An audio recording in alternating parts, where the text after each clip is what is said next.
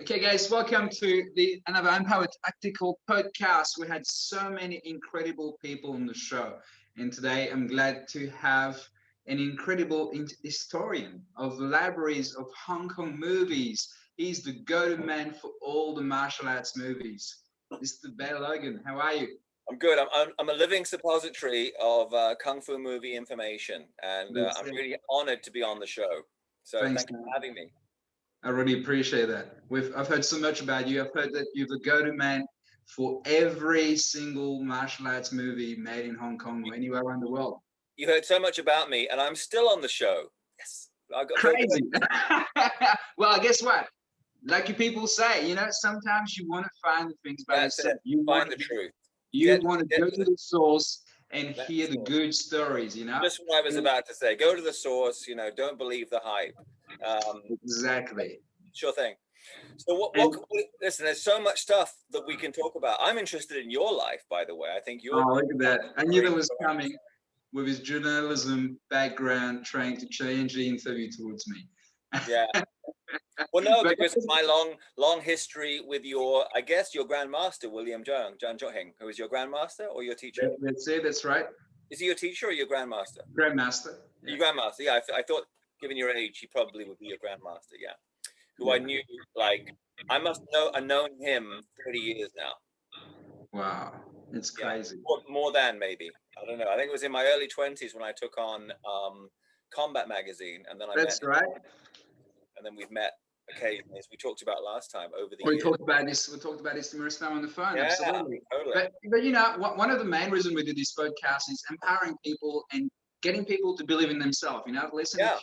a few things and a few quotes that you've said, and that really got into my attention. And the fact that you've been through so much yourself, and people believe as martial artists, whether you're martial artists, whether you're someone who want to be a great father or Yeah, someone who want to build an enterprise, nothing comes to you for nothing. But true. there's things that you have to do. Sometimes you have to have that fire burning inside you, that you want to take that leap of faith, and you just want to take the risk that something great is going to happen to you.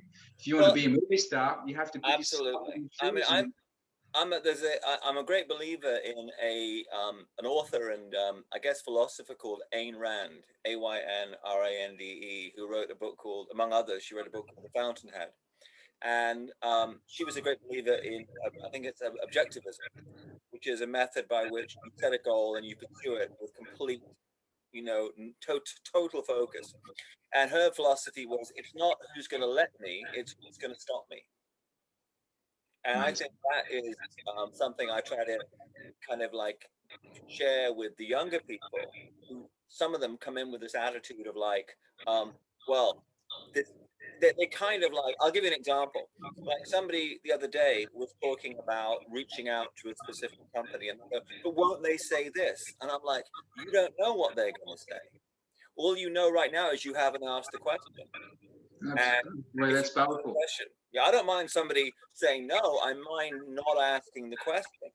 If I pitch a script, or if an idea, or if I pitch myself for a project and somebody doesn't is not interested, it's fine. But if I think to myself, I could have put in a bit more time, I could have been a bit more, aggressive in pursuing something, and I lost it for that reason, it's harder for me to accept.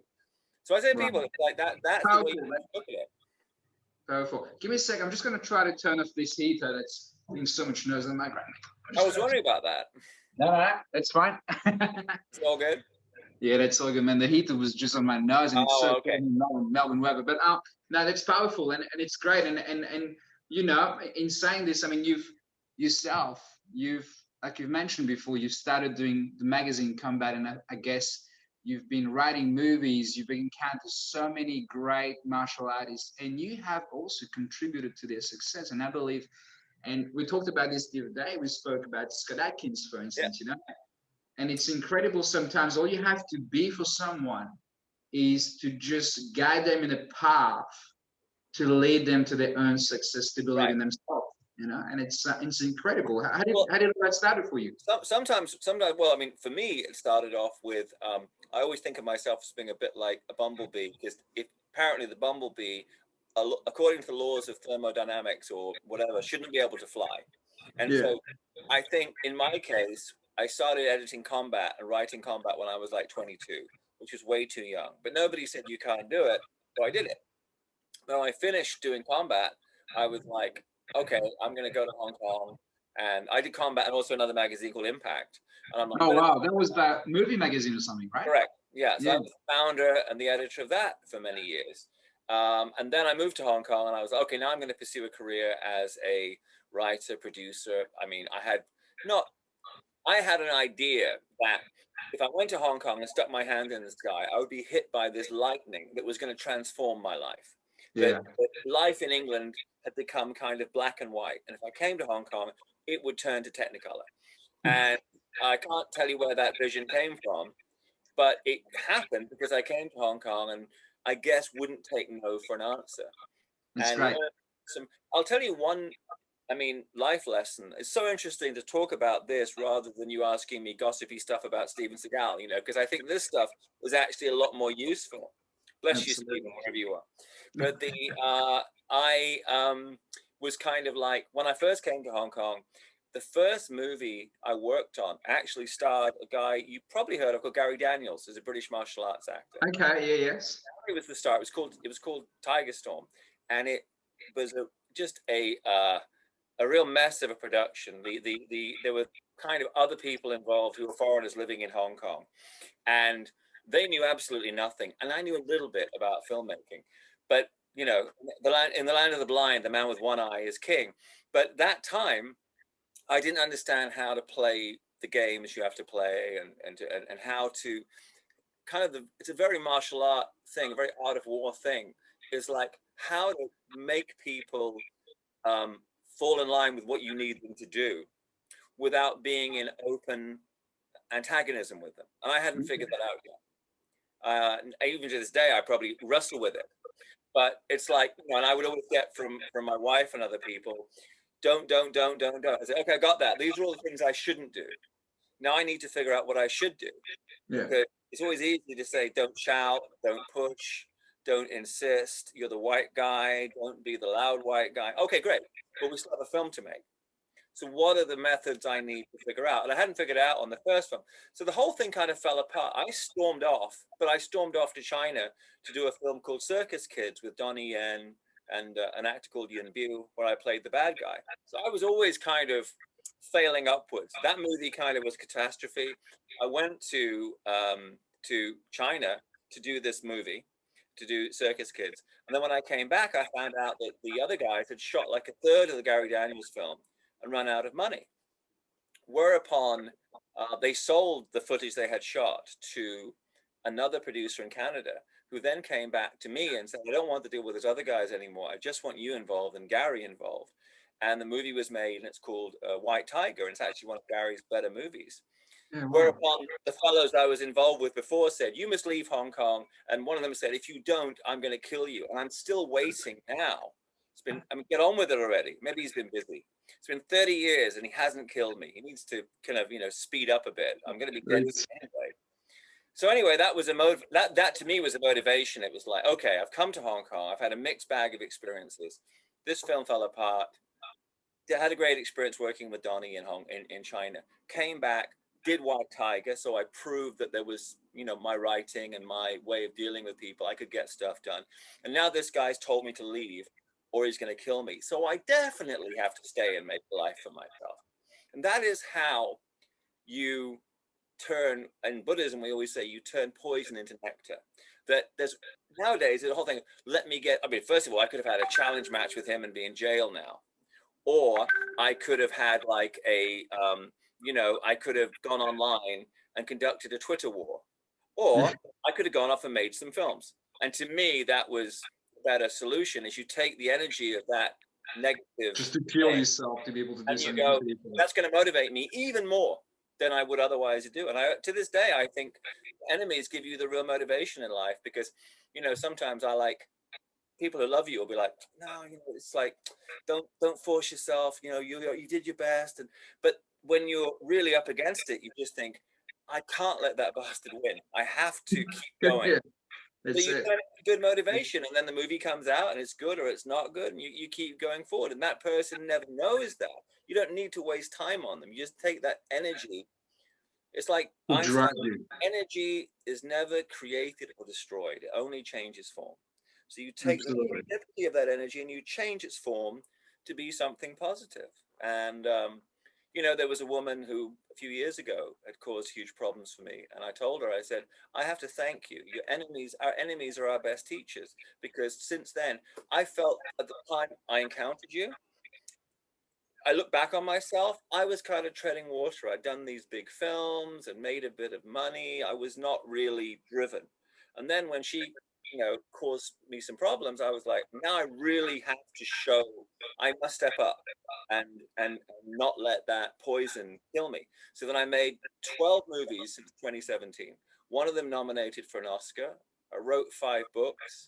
I did kung fu tournaments again and got Yeah, gold well, medals with 3 of them in the seniors division, and took care of my kids, of course. But career-wise, I was refocused, and it was not like you've kind of like messed with me and I'm going to kill you. It's just you've messed with me, and now I need to apply that negative energy to something positive. that's great, and it's really great. I'm just going to pick up on what you're saying. Sorry to interrupt you, but Go on, go ahead. now we're talking about this pandemic and taking this philosophy and this analogy of how you Yeah, take negative even on how you can absolutely.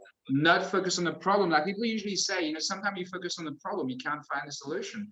But if you focus on the solution, and in this even of yourself, or many of those that you've listed before, is being able to step up and be a better version of yourself in the most ability that you have and you can be, Absolutely.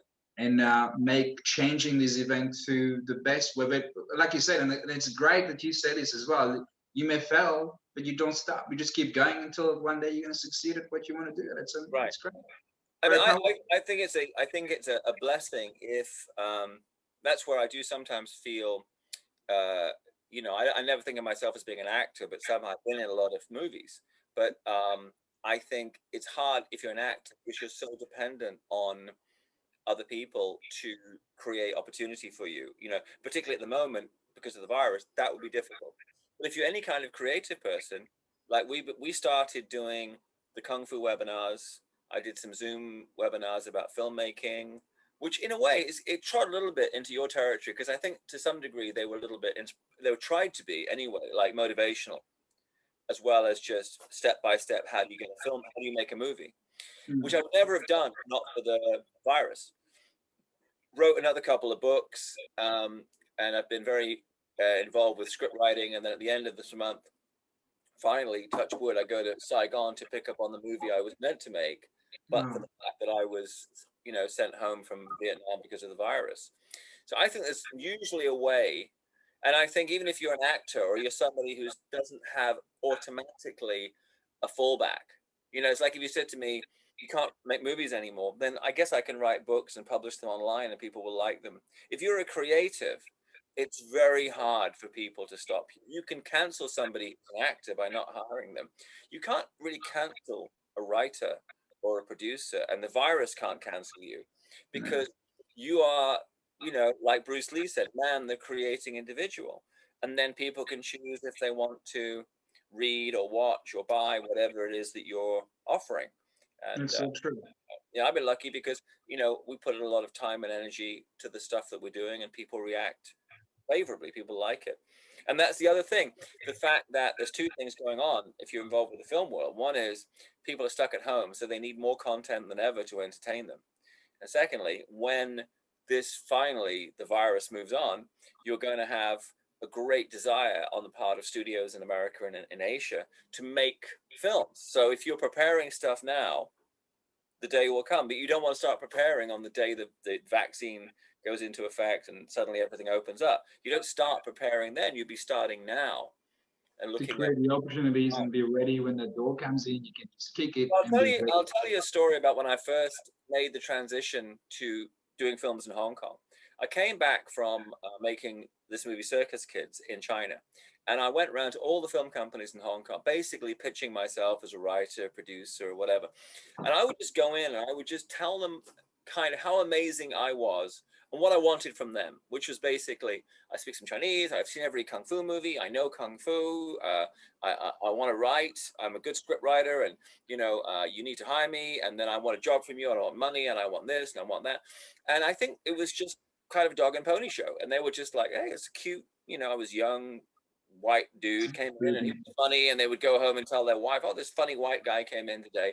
That was as much effect as I had on their life. And that changed when I went into one film company's offices.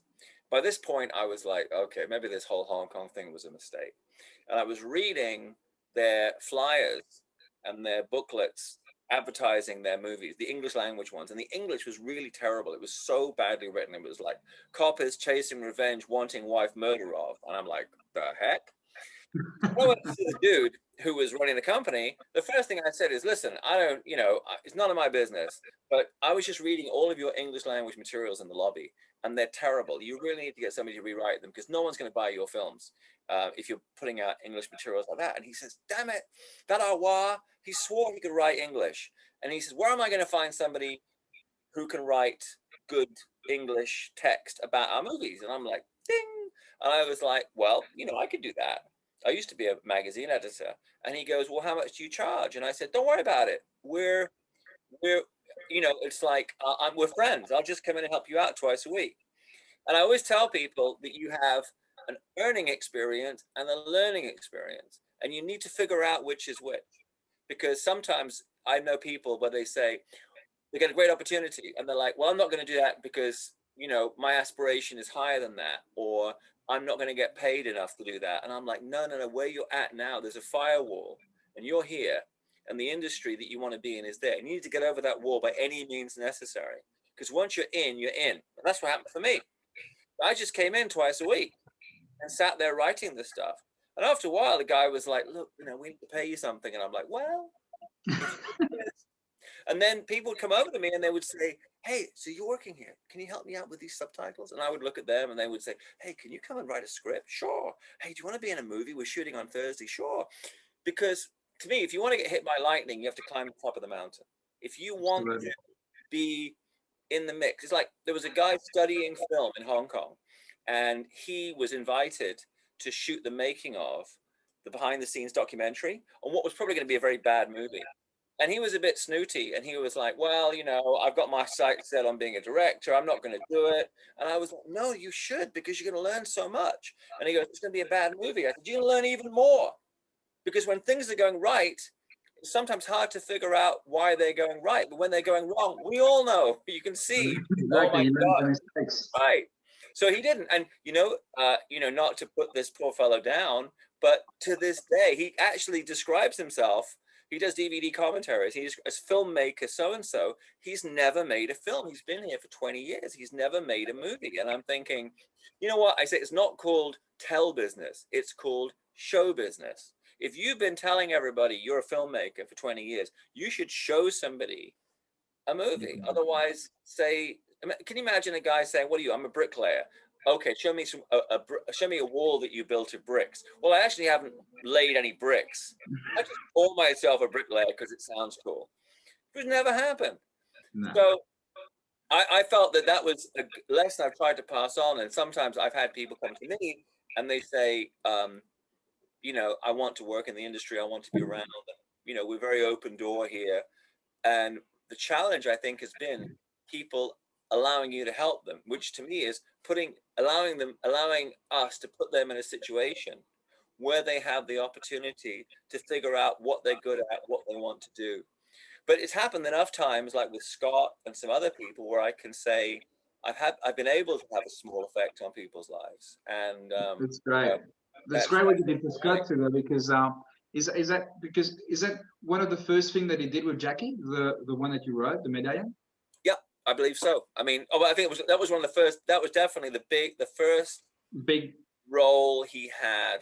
I think in a high. No, with Jackie. With Jackie that was the first time working with Jackie, but for Scott, I think that was his first time. I'm trying to remember, like working on a Jackie Chan movie and a movie of that level. He had done other stuff before, of course. But again, it was pretty much. I think he started in Hong Kong. He was in Black Mask 2. He was in a couple of things, but again, I don't know. It sounds awful. I always feel it sounds like, there's old Bay kind of like taking credit. But I spoke to Scott the other day, and he's such a lovely, dear, sweet man. But I can say, when it comes to martial arts with him, with Donnie Yen, people like that, for some reason, I had a good instinct. This guy has something and can make it. My only comment on Scott is, and I hope somebody from Hollywood is watching this, because I think that he is so talented and so charismatic. I don't know why he hasn't been given a bigger movie to do, like a bigger project to be a leading player in, because I think he can. What do you want from a guy? He's good looking, great physique, great at martial arts, good actor, and he's good to work with. He's easy to work with. Yeah. I mean, I've read, I think I saw something about you when you said to him that he was trying to be part of the movie and he was sending all these sidekicks, and you said, well, you got to learn how to play and how to act, and he sent you a video of him playing yeah. Shakespeare. Well, if you want to hear the story, I'll tell you. It was basically I came back. I was living in Birmingham, which is I don't know if you know, it's a city in the middle of England. It's got a big expanded motorway cafe. I actually went back years later. It's actually better now. But when I lived there, it was a bit of a dump. But I had to go there to do Combat magazine. And again, kind of going back to what I was saying, it was just like, okay, this is your chance and you have to grab it. You have to grab that opportunity. So I moved to Birmingham, and then one day I was coming home kind of after work, and there's this, you wouldn't believe it, skinny, nice enough looking, pale, white guy hanging around outside my house. I was like, okay, who are you? And he's like, oh, my name's Scott, and I'm like, I live in Edgbaston, or wherever he lived. And he wanted to be, I'd like to be in martial art movies, and I believe you like, people. And I said, oh, come on in, have a cup of tea, and we'll talk about it. So he came in, sat down. I mean, the other thing about him that I think, is a really great selling point. I mean, it's true of a lot of people I work with, like Jackie is another shining example of this. Daniel Wu is another. When you first meet them, they seem like such nice people.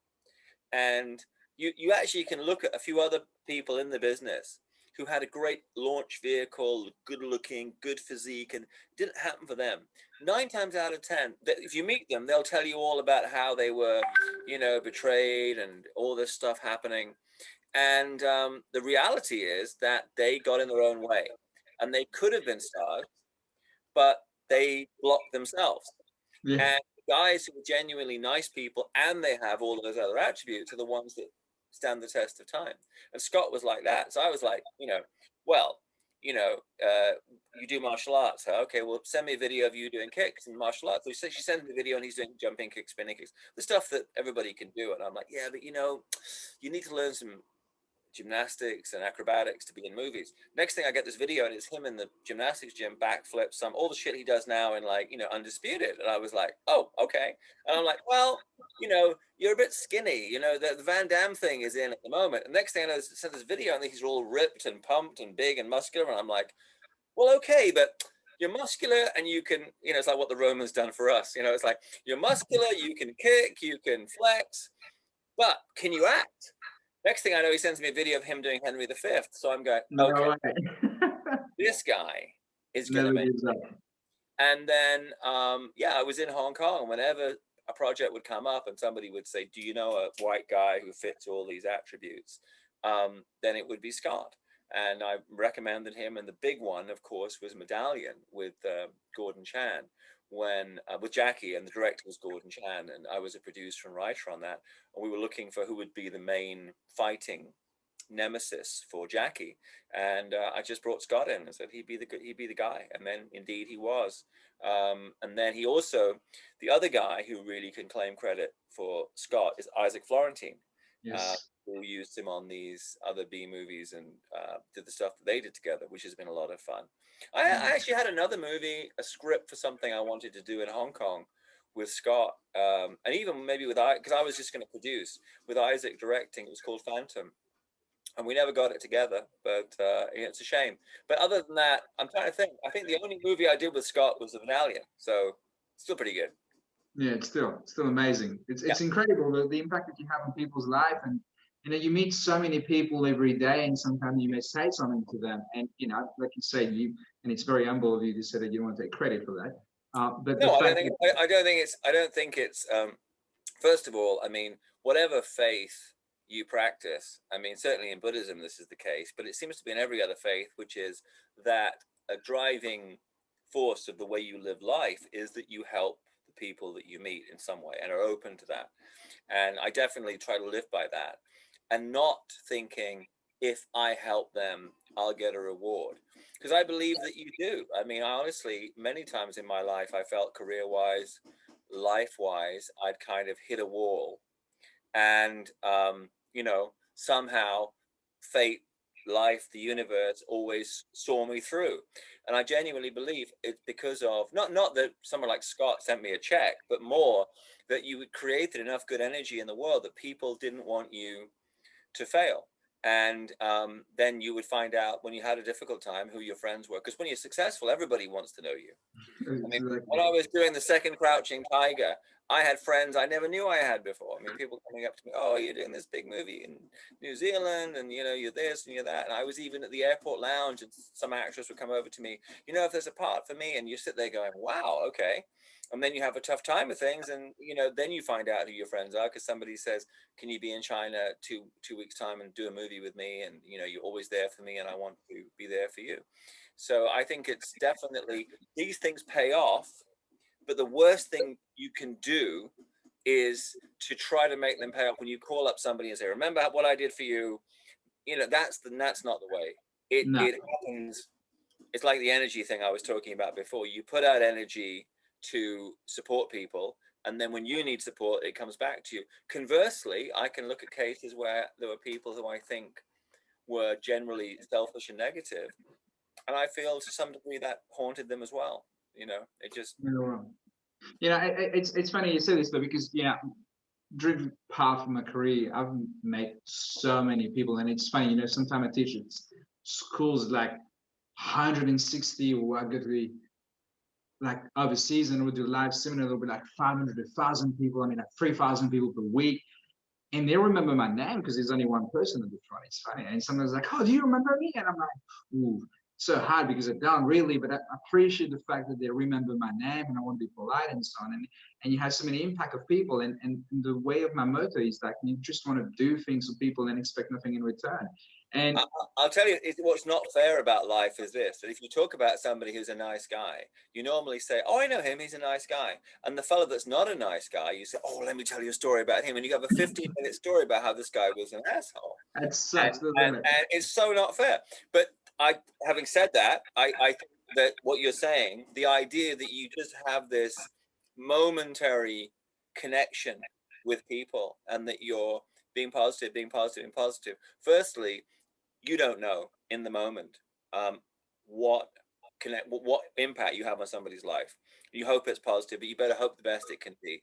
Also, I genuinely think that if you spend your life just doing that as a given, that I'm going to help, I'm going to be there for people, I'm going to do for people whatever I can, that when you have challenges in your own life, you will get through them, you will survive, and you'll somehow be carried forward by this whole thing. You paid it forward. You basically done that stuff in the past that sees you through now. And I actually genuinely believe that a minority of people being negative will always be less effective than a vast number of people who are positive. So So true. that's how you got to It's go. just Somebody would say, again, goes back to what we said. Somebody said, "Oh, I saw online that so and so was talking about you," and then yeah, because what the thing is, the guy that likes me, like if somebody saw you and they would say, "What's Bay like?" "Oh, he's great." That's the end of the conversation. They talk to this guy, "Oh, gubba gubba gubba gubba gubba." But the difference is, I think that energy doesn't really go anywhere. It just spins in on itself.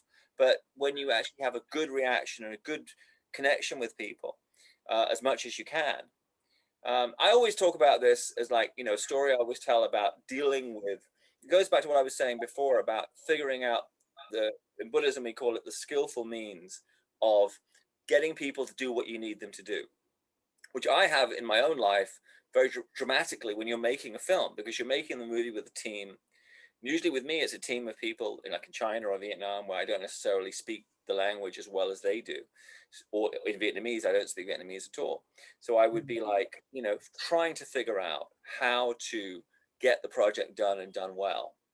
But at the same time, not being the yelling red face white guy. And Yeah. I always look at this, the analogy I would use, it's like if you can imagine being on a misty field and you know that beyond the mist there's a cliff, and you see somebody running pell-mell towards the cliff, and you yell at them, stop, there's a cliff. There's a certain kind of person that goes, "Arr!" and puts on the brakes. Then there's another kind of person who's running for the cliff, and you say, stop, there's a cliff, and they say, I don't believe you, and you run next to them and you show them the map.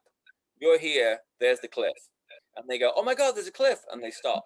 There's a third kind of person, they run, they don't listen to you shouting. They run, you show them the map, they say the map's wrong, and they keep running for the cliff. And that kind of person, you have to grab them for their own benefit and wrestle them to the ground. So to save them. So I always think when you're dealing with people, they determine how your intention is to do good and to do good by them and with them.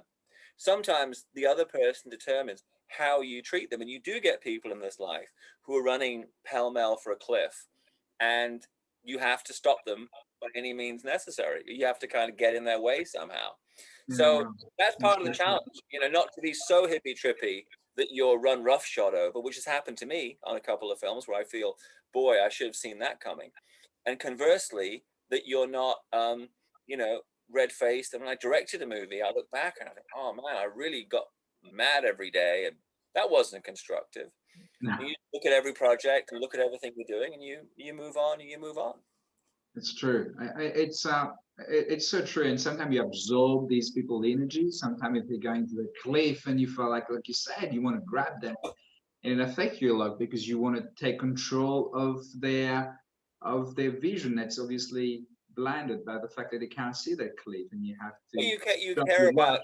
if you care about somebody, you care about their, I mean, first of all, I think everybody wants to do good work and be respected for it. I think that that's kind of one of the, if you ask me what are the keynotes of happiness, I think people want to belong to some kind of family unit. I mean, there are people maybe want to be alone, but I think they say they do because they can't figure out how to make family or community work for them. So they say, oh, I like to be alone. But I actually don't. I think human beings want to be part of some family unit. Could be a kung fu school. Doesn't have to be a wife and 3 kids, but some kind of unit. And the other thing is, I think to do good work and to be respected for it. And I definitely feel on movies, you want people to do good work and you want to respect them for it. But then if you get somebody who's underperforming, you have to figure out how to get them up to speed. And that's tricky. And I did a movie in China called Vixen, which was like a female version of Die Hard. And Okay. um, it was a challenge because there was people there who I felt weren't really delivering. And I didn't want to yell and scream at them, but I had to figure out the method. How do you get that? It's easy to say to somebody, don't yell, don't read them the riot act, don't do this, don't do that. But at a certain point, it just becomes, then the movie's going to suck. And what do I do? Go into the theater and say, this movie's not too good. And the reason is because I didn't want to yell at people. It's like, Yeah.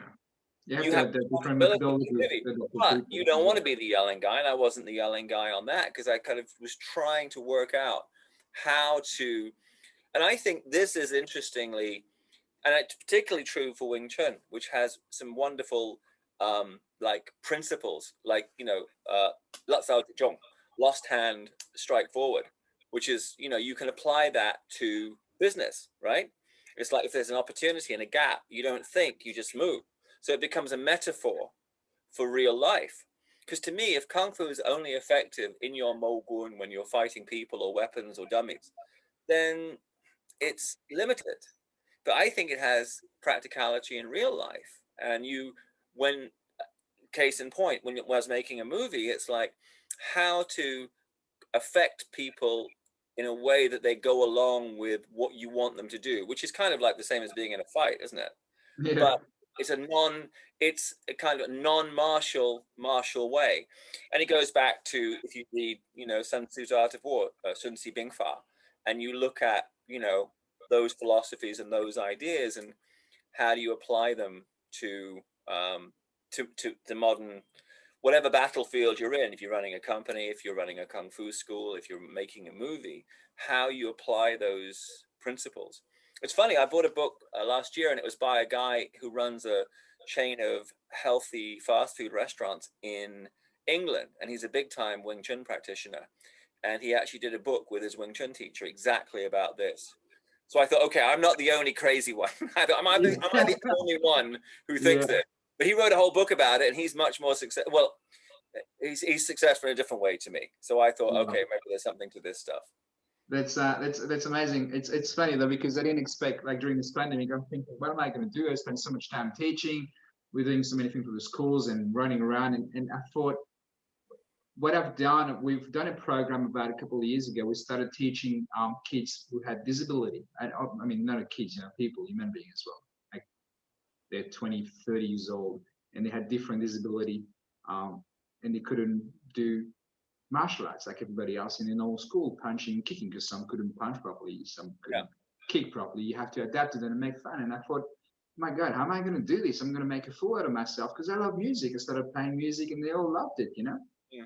And then we changed it. And it comes to the fact that you said, I started writing, and we talk about anyone can learn martial arts. Anyone can do anything. Like talking about the film, the aspect of having a film that you have to deliver. It doesn't mean that because you can't yell at them, the thing is that the movie is not going to be successful, but you have different aspect of kit that you can provide to these people in terms of a short opening that they have to do and deliver the job in a different timely manner for you to be able to be successful in your movie. And using that philosophy, we had helped so many people. Like we had people that had chronic fatigue that couldn't train, and you just have to inspire them, short steps, short goals to help them to be better themselves and to keep going. I think life is all about this. I mean, whether you're great, you have skills, I can use my 2 arms and legs. There's obstacles in life. If you can overcome those obstacles using different methodology for yourself, being positive, for instance, smiling in the morning, or having a positive thought, you're like, I'm gonna have a great day, and it's easy. I mean, kung fu, whether you're doing your tisao, whether you're doing like kind of horse stance, it's both a specific training drill within this traditional art, but it's also a metaphor for the world at large. And I think when you go out of the kung fu school, every time when you're dealing with somebody, and it's so interesting when I'll tell you a funny story. I was like, there was a guy. Again, you know what's funny? If it's about somebody I like, I'm really happy to talk about them in fully the name and everything. And if it's a story, a negative story, I don't want to say the person's name. So I'm trying to dance around, not letting you know who it is. But anyway, he was a Shaolin monk doing movies in America. So maybe people will know who it is. But anyway, so doing movies in America. He's based in New York. And at the time, I had a studio in the same one where I met your grandmaster, William Zheng, one time well, it wasn't in Fat San, it was in Nanhai, Lam Hoi. Nanhai and Fat San are kind of very close to each other. So it was in Nanhai. And I was looking for filmmakers to come and rent the space and come and make films with us at the studio. And I thought, well, this guy might be interesting. And somebody had a connection. So I called him up, and he was at his home in New York and chatting on the phone. He spoke very good English, but he had quite a strong, mainland Chinese accent. So he's talking to me, and I said, so, what about your films and everything? And he goes, yeah, my aim is that we have what seems to be a conventional American style action film, with drugs and guns and mafia and everything, but underneath that there's this message that we want to communicate, kind of the Shaolin Buddhist teachings to the new world. And then the phone rang, and his other phone rang, and he says, oh, excuse me a moment. He says, listen, you gotta, I don't get that thing in the, I don't want to give you a rating. I don't want to raise your rating with the language he was using. You mother, you son of a, you hangs up the phone, and he goes, where was I? And I'm like, you were just telling me how you're using your films to raise everybody's consciousness so that they can use Buddhist Shaolin philosophy in everyday life. And I'm thinking to myself, that was an example. I don't know. It was definitely a wrathful, manifestation. But it was just funny because I mean, I'm probably as guilty as anybody getting mad at people. But it was just funny because he's just done this whole kind of Kwai Chang Caine routine with me, and then he's on the phone to, I guess, his printer. And he's like, this page is like, you mother. The vilest language, like he was a truck driver. And then he hangs up the phone. What was I saying about Shaolin? I said, yeah. It's funny. It's funny you said this, because I think who did I had who. I think it was Richard. I had Richard Norton, who He did one of the Yeah, podcasts with me, and Uncle Richard. that's it. And he brought something up, and he said, you know, when you're an instructor of martial arts or you teach at school, I mean, you have the duty of care to be a role model, whether you like it or not. To be You a know, what? To be a little to be what? a role model. A role You have model. to be Yeah, a role yeah, model. yeah, And I totally. believe, that if you're going to say to people, you can't go out of your school and you can't fight or you can't swear, you have to lead by your words and lead by your words and lead by example. You know, Yeah. if you're going to tell people not to bully anyone, if you're going to tell people not to do drugs because of the circumstances and so on, I mean, you have to respect that and to know that what are you saying? People's like, oh my God, he's right. I wonder who she's right, whoever's teaching and whoever's providing the message. I totally agree with what Richard said, and I think he knows what I'm about to tell you, which is, I think, the key thing to remember about that is, if you set, if you set an image for yourself as being this, impossibly pure guru, infallible guru, you know, that will haunt you. And I think part of being a good teacher, part of being a good father, is acknowledging that you've made mistakes, that you did wrong things in the past, and you've paid a price for it. And part of the price you pay is that you now have to reconcile with other people and tell them, I did this, this was not the right way to do things. And you should not follow my example in that regard, because I did that wrongly, the person I was at that time, and I paid a price. I would hate to see the people I love, whether it's my students or my children, have the same thing. So it doesn't become a smart ass thing where you say, I'm Sifu, and then somebody says, oh yeah, but you know what? He was fooling around with so and so last year. Yeah, he was, and his wife left him, and he slept in the doghouse, and it sucks, and he's learned his lesson, maybe. Whatever the scenario would be, is that it's tricky, particularly in the modern times when, I don't think even the monks these days really kind of, if you look at them in too much detail, I'm not even talking about that chap I was talking about, but the Shaolin monks. I was about to say we're not living like monks, but even the monks aren't living like monks. No, they're not. But you've got to have that self-awareness, and part of what you can teach is based on what you did right, and the other part is on what you did wrong. It's like, accountability. Accountability yeah, is I what it mean, is. it's like in martial art. If you say, you know what, I was fighting somebody, and I tried to do this, and I got punched in the nose. So don't do that, right? Or I tried this, and that didn't work. So don't do that, whatever you do. Rather than saying, I'm Kung Fu Superman, and you just do it my way, and you too can No, be the Bruce Lee.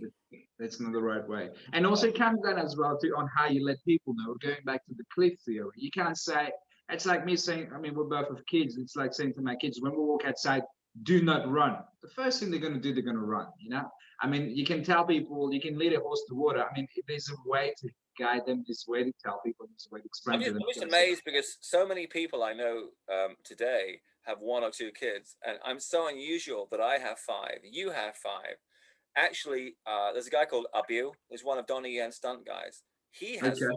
he has five kids, but it's relatively. And Gary Daniels has six, I think.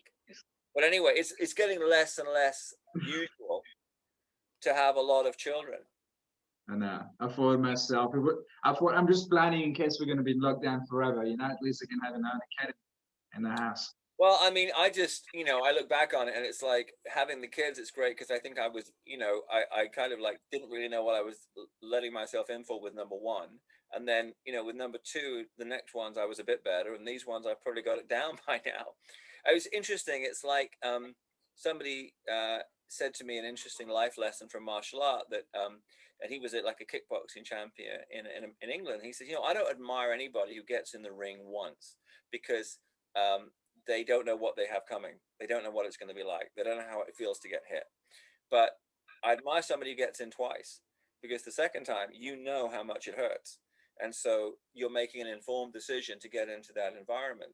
And I think that's true of a lot of things, marriage, becoming a father again, perhaps, going back into another film, whatever you're doing, what is required. Experience. Yeah. And I look at it as people, I look at a lot of people, particularly in my field, the movie field, because it's interesting, isn't it? There's such a big crossover between the martial arts and the martial art movie field. I mean, I don't think there's much crossover between the boxing world and boxing movies, right? All the people who made great boxing movies were actors who they taught to box.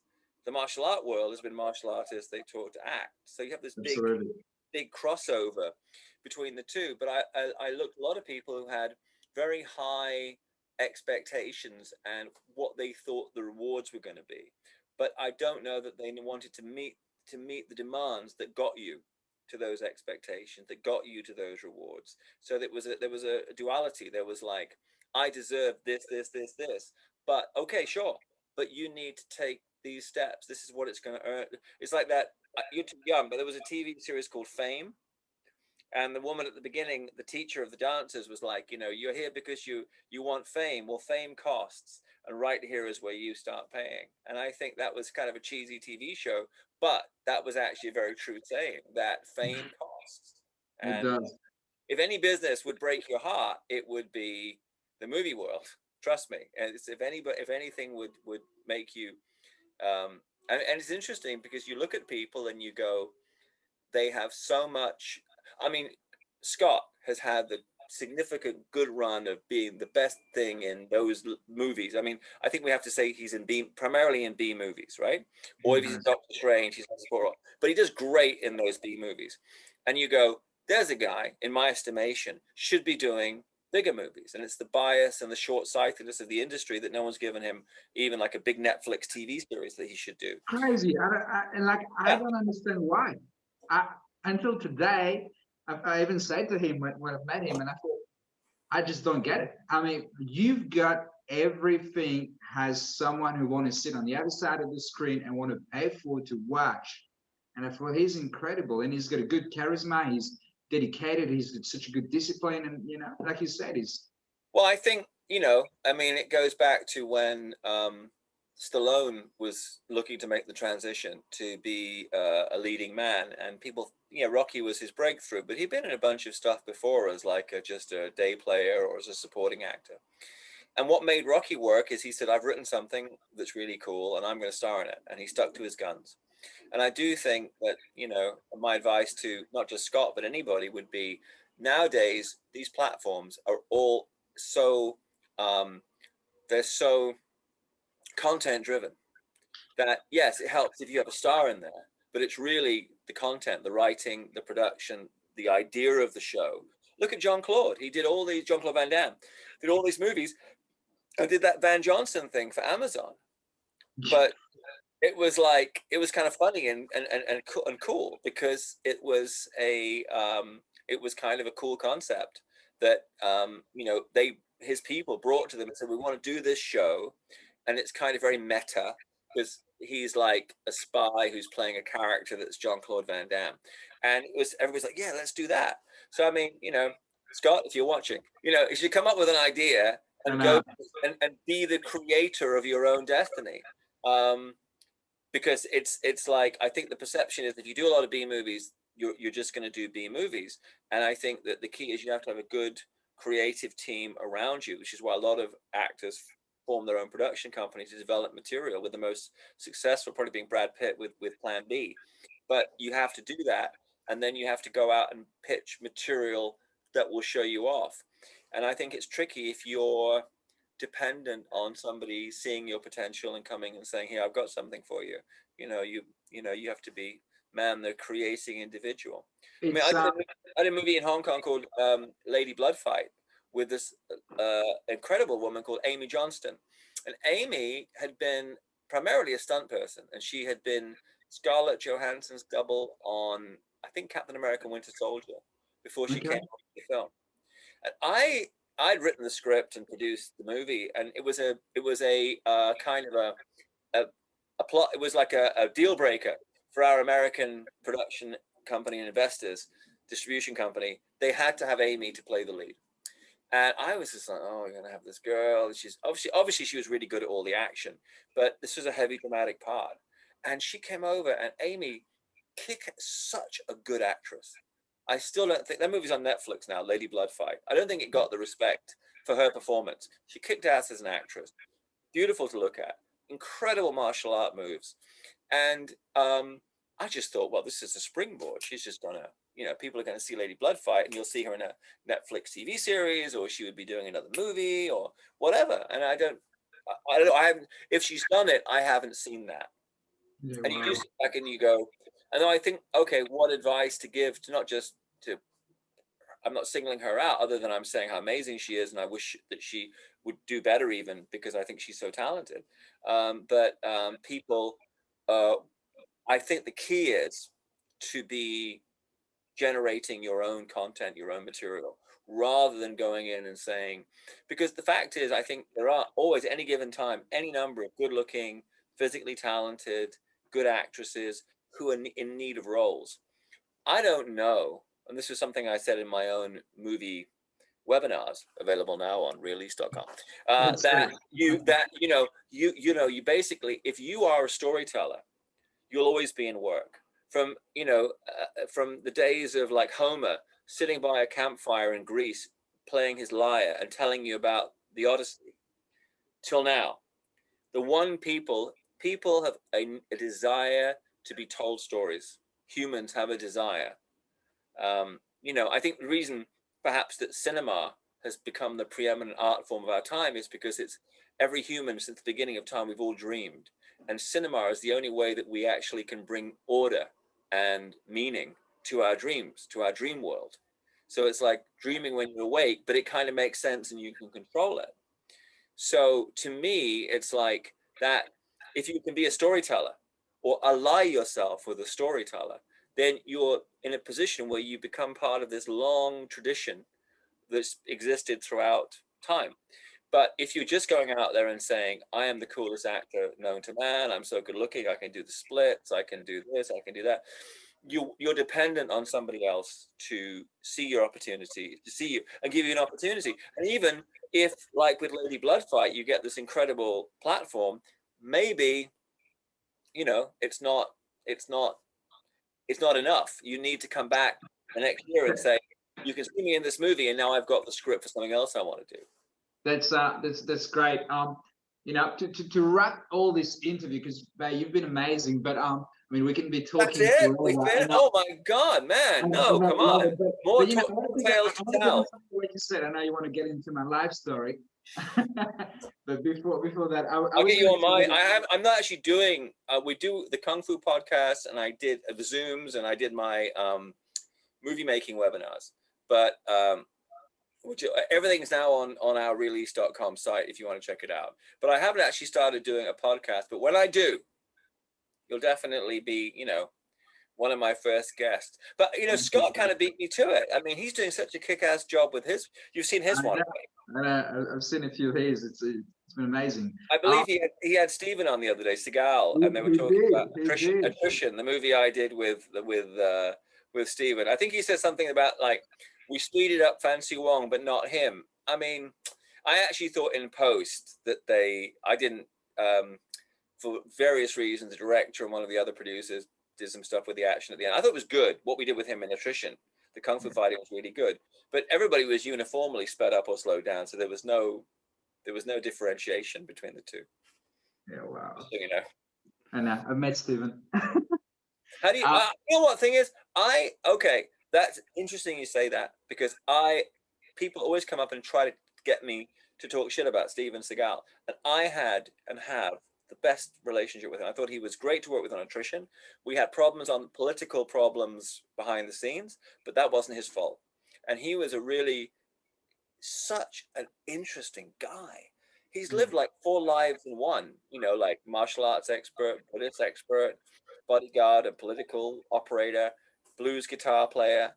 And, I really treasure the time we spent on attrition. And I still talk to him probably every, No, he's amazing. I don't know what your experience was, but it's so interesting because people come and tell me, oh, you work with Seagal, and they want me to tell them how awful he was. And I'm like, no. No. My story was great. I think out of all the celebrities that I've met, I was saying it to a few of my friends, Stephen was genuine. His skills in martial arts is amazing, and he's who he is, I mean, he's a great guy. I mean, I've got the best version out of him, put it this way. Yeah, when we were doing attrition, we were all in Bangkok, and a Chinese producer reached out and said, he wanted Steven to work on a movie in China. We didn't get to do the film, but anyway, he was at the Shanghai Film Festival. He wanted Steven to go over there right away, and the only member of the team who had a China visa apart from Steven was me. So you know, I mean, I would have gone anyway, and it's probably my kind of thing, but we couldn't have any assistants with us, just the two of us. So I'm like, all right, so if there's any truth to anything about him being difficult, I'm going to find out now, because I'm in loco assistorentis, and he couldn't have been nicer. And on the plane, on the way back, we were getting ready to fly back, and we've been sitting chatting in the lounge, and then we got on the plane to fly back to Bangkok. And I said, people must think you've really made it, Sensei, because they think you've got a white butler. And he goes, oh, I don't know, maybe I'm your butler. And I'm like, really? And then suddenly I realized I left my phone in the lounge. And I'm like, Sensei, wait a minute, I've got to run and get my phone. I think I left it in the lounge. And I started to get up and go, and he reached his inside pocket, and he's like, and that's what he meant. I'd left it behind. He'd grabbed it, put it in his pocket, and was waiting for the right moment to say, He's very sharp. Very sharp and sweet. And yeah, I never, so I don't, you know, I'm always a little cautious. I'd love to tell how great somebody is, but I always think I have a bit of a bully pulpit, and that you don't want to use your platform or to kind of to say too much negative about people, because I just think that comes back to haunt you as well. And I think it does. And I think it's unfair, because if you don't, I mean, to be honest, when I write my books, sometimes I talk about reminiscences on films, and I figure, okay, I'll just tell a story of what really happened. But in a general kind of way, particularly if you're giving interviews and, you know, on a big platform like this, it always feels like, oh, it's just so unfair, because they don't really have a right of reply. So, you know, I always relish the opportunity to talk about, oh, this guy was great, this person was great. And then if I talk about somebody in a funny story, I'll say, well, names have been changed.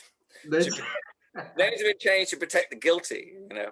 That's it. But the truth of the matter is, like you said before, and that's what I want to get out of this podcast today, because it's a little bit different to what we did, is that first of all, well, there's two main things that stand out. Is no matter what you're going to do in life, there will be haters, and it's a good thing. And why there's haters? Because it helps you to bring you up, thinking you're either the same level, or you're comparing yourself to someone who's going to like a good expectation, a good standard of where you should have been, comparing yourself to someone who's more successful than you, you know, and hating you. And that's a good thing. And I think it's important for people who's trying to get out there, not to feed themselves thinking, I'm going to focus on these people and try to be keyboard warriors. Or try I love what Mike Tyson said about that. He said that social media, you know, saved a lot of you from experiencing a punch in the mouth.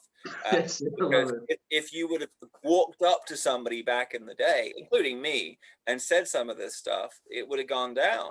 So social media actually allows people, as you say, to be keyboard warriors and to say this and say that. I want to tell you a funny story. So I was in late night, I was in Hong Kong, and looked at my phone about 3 a.m. and some guy in Thailand was writing, and he was going on and said, yeah, you talk about this Kung Fu on your site, and this and that, and don't you know Kung Fu is passe, and MMA and boxing, and we'll kick your asses, and I was like, this guy, what the hell? So I took a look at him on Facebook, and he's like a dude, maybe my age, like a middle-aged, but maybe not even as fit as me. I'm looking at the fellow, I'm like, well, how dare he, right? And I was tired. I wrote back and I said, listen, you know what? Let's have a match. Thailand, Hong Kong, I don't care. I do Kung Fu. We're around about the same age. You do your whatever you're doing, and we'll see how it plays out. But I mean, I don't want to talk about it. And frankly, you're living in Thailand. You have nothing better to do at 3 a.m. than talk to an old man like me in Hong Kong, please. And so there was a long gap when I met this implied challenge. And then he wrote back and he goes, well, I didn't mean that I would fight you, but I'll find some young guy in the gym and he can fight you on my behalf. And I thought, okay, that, first of all, how stupid was I to rise to the bait? Number two, I think that story totally encapsulates the whole of that Twitterverse, bitching, moaning, haters online thing, which is that the moment the person who's the actual object of your comment rises to face you, you find a way to duck out of it. You know what I mean? It's like, oh, I'll have somebody else to fill in for me. Oh, okay. It's always the case. It's always the case. And it's very important to always rise above it. You know, you always have to. I think, you know, to sum up what people, if they're watching this, to take away what my life philosophy would be, is that whatever field you're in, you need to develop a skill set. You need to work incredibly hard. I've never known anybody who worked incredibly hard who completely failed. You have to have a plan, and you need to work that plan. And you also, I think, need to be, if you can, a creative individual. Now, that creativity may not be like me, that you're writing books and films. It may be that you're figuring out, as you did, a fresh way to teach kung fu to challenged children. That, my friend, is a probably more profound level of creativity than me writing the medallion, right?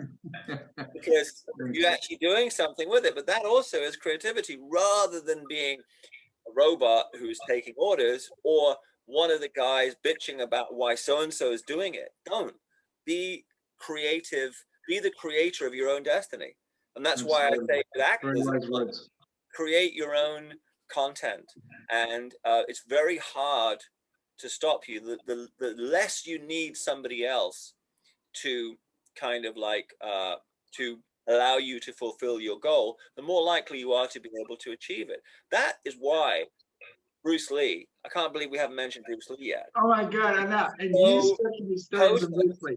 Bruce Lee is so potent an image now, because the world since his day of 1970s has got more and more and more complicated, and we feel more and more out of control.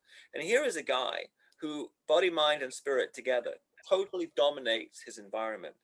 And I think that that image of a guy who doesn't need a Ferrari or a spaceship or the Force or anything, just needs what he has developed for himself to overcome the world, is incredibly potent and attractive. And people who haven't even seen a whole Bruce Lee movie see him, and they just say, there's something about that guy. He's so powerful, and I want that power in my own life. Not necessarily doing Jeet Kune Do, not just doing martial arts, right? Like Carlos Santana said, one of his big inspirations as a non-classical guitarist was Bruce Lee.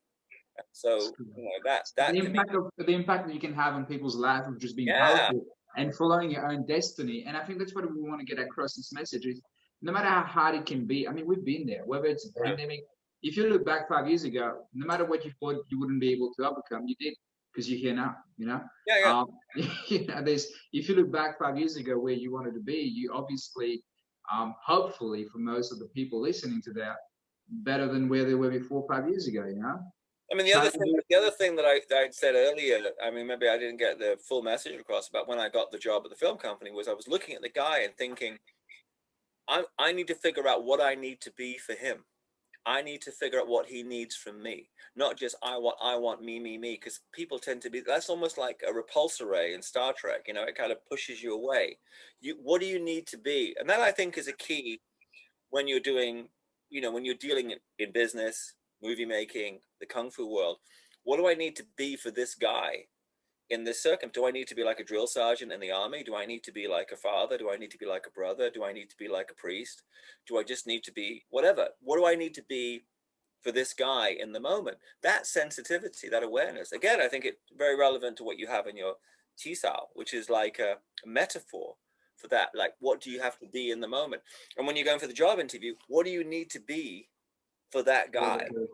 Absolutely. Right. It's not just what, you know, ask not what kung fu can do for you, ask what you can do. Oh my God, I can't believe you mentioned Bruce Lee. Well, Bay, it was a great pleasure to have you on the show tonight, and let's do this again. I mean, you know, Sure. Actually, I think I'm contractually obliged every time I ever do an interview to talk about Bruce Lee. So I kind of had to. Well, you have to. You cannot talk about it because you are well known for being the historian of Bruce Lee. I mean, I would not be in this chair, in this office, kung fu school, living the life, have the kids I've got. I would not be talking to you were it not for Bruce Lee. I can say that. It was definitely, there was like, I remember John Lennon said that before the Beatles, there was no, John Lennon said, before Elvis, there was nothing.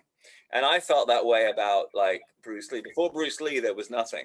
And then after Bruce Lee, there was everything. There was, you know, like there was a and life. then we realized that there was so much to it. It's crazy. It's Yeah, amazing the impact totally. one person can do to people's Oh, yeah. lives and finding the creativity. And still today, people, what's interesting is not how unique our experience is, but how universal it is. That you go to Spain and you go to South America and you go everywhere, and people tell me, "Oh, I have the same thing."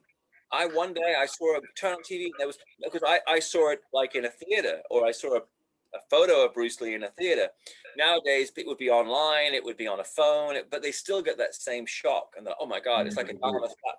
Suddenly, oh, my life's changed because I encountered Bruce Lee, and I'm amazed how uniform that is. Yeah. Well, anyways, thank you so much. It'll be Bruce Lee. Thank you so much, Ray. All right, guys, take care, and be happy, stay well, stay sane, and create. Thank you.